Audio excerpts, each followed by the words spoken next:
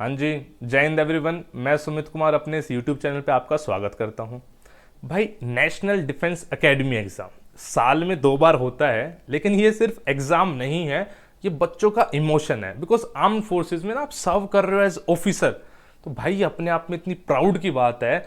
तो ये एग्ज़ाम नहीं, ये इमोशन है, और इसको कैसे कंप्लीट करना है इस चीज़ के लिए मैं एक गाइडेंस के तौर पे ये वीडियो बना रहा हूँ आपके लिए।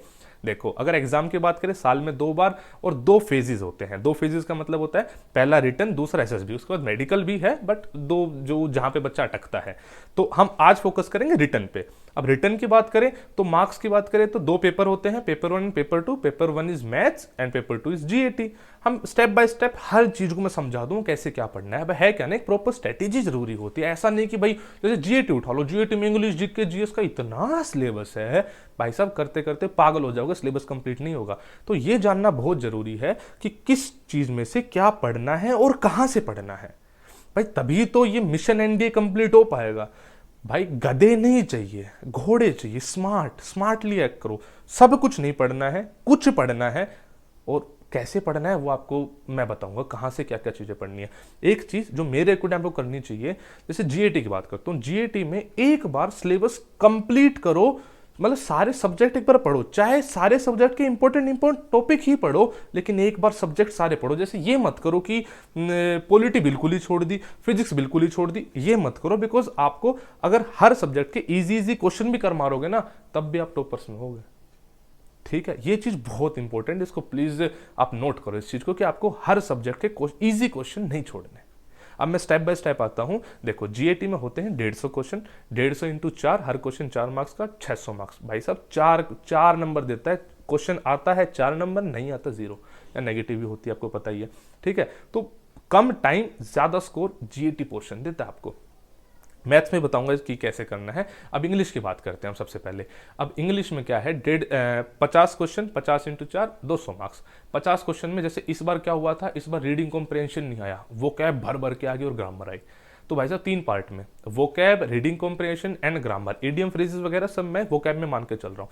ये जो वो कैब वाला पार्ट है ना, जो सिनोनिम एंटोनिम, ये मुझे लगता है एक दिन की प्रक्रिया नहीं है, टाइम लगता है। न्यूज़पेपर्स पढ़ने की आदत डालो, कोई स्टैंडर्ड किताब उठा लो। वो कैब की बहुत सारी किताबें आती है, जैसे एक किताब मुझे पता है, मेड इजी। ठीक है, नॉर्मल लेवल्स की मेड इजी कर किताब आती है, that is very very good book. वो पढ़ो, न्यूज़पेपर पढ़ो, धीरे धीरे धीरे बिल्टअप होगी, एक दिन में वो कैब नहीं होगी। आप ग्रामर की बात करते हैं। अच्छा, जो न्यूज़पेपर है ना, वो न्यूज़पेपर रीडिंग कॉम्प्रिहेंशन में भी हेल्प करेगा, अलग से कुछ नहीं चाहिए, रीडिंग कॉम्प्रिहेंशन। ठीक है, उसमें सिर्फ न्यूज़पेपर पढ़ लो। अगर आप बात करो फिर ग्रामर की, ग्रामर में या तो किताब या आपको टीचर की नीड होती है। अगर आपकी बाकी ये वाले पोर्शन ठीक है, रीडिंग कॉम्प्रिहेंशन वो कैब, तो मुझे लगता है कि आप जितना आप अगर इंग्लिश मीडियम स्कूल के बच्चे हो तो बेसिक आपकी ग्रामर की नॉलेज है, उससे बात बन जाएगी। 50 में से 35 क्वेश्चन यहाँ से डन हो जाएंगे, और बहुत मुश्किल नहीं है। जनरल नॉलेज की बात करूं, बहुत wide syllabus, history, geography, polity, economics, current affair. अब इसमें क्या क्या करना है, पेपर को एनालाइज करके क्या समझ में आया। इस बार के पेपर को देखना, पूरा एनसीईआरटी फोकस था। हिस्ट्री भाई साहब एनसीईआरटी से इतनी डिफिकल्ट हिस्ट्री की पूछो मत। ज्योग्राफी, पॉलिटी इजी, लेकिन था सारा एनसीईआरटी। सबसे पहली चीज एनसीईआरटीज पे फोकस रखो। जैसे मैं हिस्ट्री ज्योग्राफी की बताऊं, मेरे अकॉर्डिंग आपको एनसीईआरटीज पे फोकस रखना चाहिए। अगर मैं पॉलिटी की बताऊं, पॉलिटिकल कोई भी स्टैंडर्ड किताब जो आती है ना, बहुत सारी मार्केट में किताबें आती हैं, किसी भी किताब के उठा लो, बहुत सारे कॉमन टॉपिक बस वही पढ़ने। जैसे आर्टिकल 1 to 51 तक आपके भाई यूनियन टेरिटरी आती है, सिटीजनशिप आता है, उसके बाद fundamental right, fundamental duties, DPSP, ये सब चीज आपको करनी है। इसके अलावा प्रेसिडेंट, इलेक्शंस, कुछ बॉडीज और parliament, that's it. In topic में से आपके सारे क्वेश्चन हो जाएंगे। इस बार पॉलिटी के सारे क्वेश्चन इन्हीं टॉपिक्स में से आए और इजी आई। हिस्ट्री मुश्किल आई थी, ज्योग्राफी, पॉलिटी इजी थी। अगली बार कुछ भी हो सकता है पिछली बार ज्योग्राफी मुश्किल आई थी, तो कुछ भी हो सकता है, अगली बार ज्योग्राफी मुश्किल आ सकती है, तो आपको प्रिपेयर रहना होगा उस चीज के लिए। इकोनॉमिक्स से क्या होता है कि हर किस बार क्वेश्चन पिछली बार 4 आए थे, इस बार एक भी नहीं आया, तो थोड़ा सा डाइसी है, तो वो आपको थोड़ा सा संभल के करना पड़ेगा। करना है तो सेलेक्टिव टॉपिक करने हैं, जैसे कि आरबीआई करना है, 5 ईयर प्लान करना है, जो करंट अफेयर चल रहा है वो करने हैं। अब स्पेसिफिकली करंट अफेयर की बात करूं, एक दिन में करंट अफेयर कभी भी नहीं होता है, लास्ट के एक हफ्ते में भी नहीं होता है। करंट अफेयर आपको करना है तो डेली पढ़ना स्टार्ट करो। जैसे मेरी एक डेली करंट अफेयर की सीरीज चलती है, आने वाले टाइम में मैं एक डेली क्विज वाला सिस्टम लाऊंगा, वहां पे करंट अफेयर कराऊंगा। करंट अफेयर एक दिन में नहीं बनेगा, ओवर पीरियड ऑफ टाइम बनेगा, रोज थोड़ा थोड़ा तो करोगे तब बनेगा। मैं नोट्स बनाने के लिए भी नहीं कह रहा करंट अफेयर में, बस पढ़ते रहो पढ़ते रहो पढ़ते रहो। न्यूज़पेपर पढ़ने की आदत आप डालोगे, उससे करंट अफेयर में भी फायदा होगा, और डेली करंट अफेयर्स पे फोकस करो आप, ठीक है। ये पोर्शन हो गया। नेक्स्ट आता है जनरल साइंस। जनरल साइंस में फिजिक्स, केमिस्ट्री, बायोलॉजी। जो बच्चा नॉन मेडिकल का, उसको बायो में बहुत दिक्कत आती होगी, तो बायो बच्चा वो कर ले 9-10th वाली, बस उससे ज़्यादा मत करे, 9-10th वाली बायो कर ले, दैट विल वर्क। 11-12th में बच गए फिजिक्स और केमिस्ट्री। केमिस्ट्री मेरे अकॉर्डिंग एनसीईआरटी को बिल्कुल घोट के पी जाओ और कुछ नहीं चाहिए। और फिजिक्स की बात करो, सिर्फ एनसीईआरटी से बात नहीं बनेगी, तो कोई भी स्टैंडर्ड किताब, उसके बैक एक्सरसाइज क्वेश्चंस, न्यूमेरिकल्स भी आते हैं, कॉन्सेप्ट्स भी आते हैं, थ्योरेटिकल भी आते हैं। थोड़ा सा एनसीईआरटी से आपको उठाना पड़ेगा। कोई भी जो रेफरेंस बुक आती है ना सीबीएसई वाली, उन्हीं को ढंग से कर लोगे तो चीज़ें हो जाएंगी। देखो मेरा ऐसा मानना है, फिजिक्स में, केमिस्ट्री में, बायोलॉजी में अगर एवरेज हो, और एवरेज या पॉलिटी हिस्ट्री इन सब में हो, ये एवरेज ही आपको बहुत मार्क्स दे देंगे। अरे क्यों एक्सपर्ट बनना है, सिर्फ एवरेज रह जाओ इनमें। भाई जब आपको एवरेज बन के जीएटी में 350-400 नंबर आ सकते हैं, तो टॉपर क्यों बनना है, क्यों आपको फिजिक्स में महारत हासिल करनी है। अगर 25 में से 17-18 क्वेश्चन भी कर पाते हो फिजिक्स के, क्या दिक्कत है। केमिस्ट्री के 15 में से 10 कर पा रहे हो, क्या दिक्कत है। 100% थोड़ी ना स्कोर करना है, 60% में टॉपर बन जाओगे।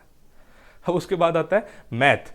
देखो मैथमेटिक्स में क्या है कि 11th-12th हर बार की तरह इस बार भी वही हुआ, कुछ 7-8 टॉपिक, जैसे आप देखो जो टॉपिक कर रहे हो वो कंप्लीट करो। कैलकुलस उठा रहे हो तो भाई साहब कैलकुलस कंप्लीट उठाओ। 120 क्वेश्चन, 300 नंबर।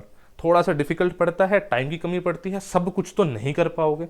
आपको क्या करना है, फर्स्ट टू 120 तक सारे क्वेश्चन से गो थ्रू जरूर करना है एक बार, और उसमें अपने टॉपिक सेलेक्ट कर लेना। जरूरी थोड़ी ना सारे के सारे टॉपिक करने हैं। जैसे आप देखो ना यार, जैसे वेक्टर 3D कर लो, वेक्टर 3D से क्वेश्चन आते हैं, इजी क्वेश्चंस भी आते हैं। अपना कैलकुलस वाला पार्ट कर लो, कैलकुलस वाला अगर पार्ट आपका स्ट्रॉन्ग है तो सिर्फ कैलकुलस के बेसिस पे आप कट ऑफ क्लियर कर सकते हो। समझ रहे हो आप मेरी बात को, ठीक है। तो वो वाली चीजें कर लो। जो जो टॉपिक फिक्स है, जैसे कि आप रिलेशन फंक्शन की बात करो, हर बार फिक्स है, क्वेश्चन आते हैं और एक लिमिटेड स्कोप है, उसी टाइप का क्वेश्चन आएगा। मैथ में सबसे पहले आपको करने प्रीवियस ईयर पेपर एनालाइज, उसमें से आप देखो किस में से कितने टॉपिक, किस टॉपिक से कितने क्वेश्चन आ रहे हैं। अपना अब बनाओ लिस्ट कि मुझे ये वाला टॉपिक करना है, ये वाला टॉपिक करना है, ये वाला टॉपिक करना है, और बेसिक क्वेश्चन मुझे हर सब्जेक्ट मतलब हर टॉपिक के कर देने हैं। इजी क्वेश्चन अगर आया है तो हर टॉपिक का हो जाएगा, चाहे वो वेक्टर का हो, 3D का हो, इंटीग्रेशन का हो, डिफरेंशिएशन का हो, सेट्स का हो, या किसी का भी हो। बेसिक इजी क्वेश्चन कहीं का नहीं छूटेगा। अगर डिफिकल्ट क्वेश्चन आएगा तो मुझे इन पोर्शन में फोकस करना है। 120 में से 60-70 क्वेश्चन कर लोगे, ठीक, बेड़ा पार है, ठीक है। और इसके अलावा एक पॉजिटिव अप्रोच रखो, अपनी चीजों को लेके घबराओ मत। चीजें पॉसिबल है, दुनिया कर रही है, आप भी करोगे।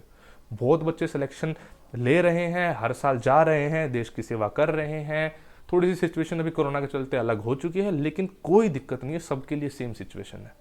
मेहनत करते रहो। देखो वही वाली बात है ना भाई, एक कोट में हमेशा साथ में लेकर चलता हूं कि तू कयामत तक धरने पे बैठे किस्मत, तू कयामत तक धरने पे बैठे किस्मत, मैं कभी कोशिश करने से इस्तीफा ना दूंगा।